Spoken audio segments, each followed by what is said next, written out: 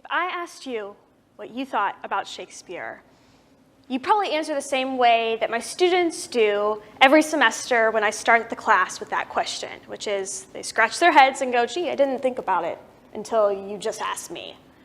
Now, there are some folks like myself who love Shakespeare and his works so much that they dedicate their entire careers around studying his works. And then there are some people that absolutely loathe the man. And James Baldwin was one of those. James Baldwin was a Black American writer writing in the 1950s onward who was deeply engaged with discussing what it was like to be a Black man during this period.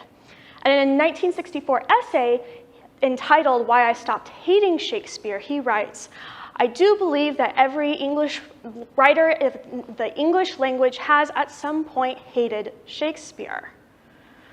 And for pretty good reasons, too. I mean, you have to think about Shakespeare was used by Western colonizing forces from the 17th centuries onward to eradicate non-English languages and erase local histories and cultures. In particular with the Black community, his plays depict racist and dehumanizing depictions of Blackness that argue that Blackness is inhuman, that Blackness is immoral, that Blackness is ugly, and Blackness is a type of living death. Now, obviously, something must have changed, right? Because the essay is entitled Why I Stopped Hating Shakespeare, not Started. So what changed? That's what my research is all about. I look very closely at not just Baldwin, but other writers, Black writers, during this period across the globe as they create plays, as they create novels, and as they create films that push back against pre-modern notions that Blackness is immoral and ugly and death, and argue instead that Blackness is beautiful, Blackness is good, and Blackness is life. Now, I'm not Black, and many of my students here at Texas A&M are not either. So why does it matter? Well, Joan Didion, who's another famous writer during this period, writes that we tell ourselves stories in order to live.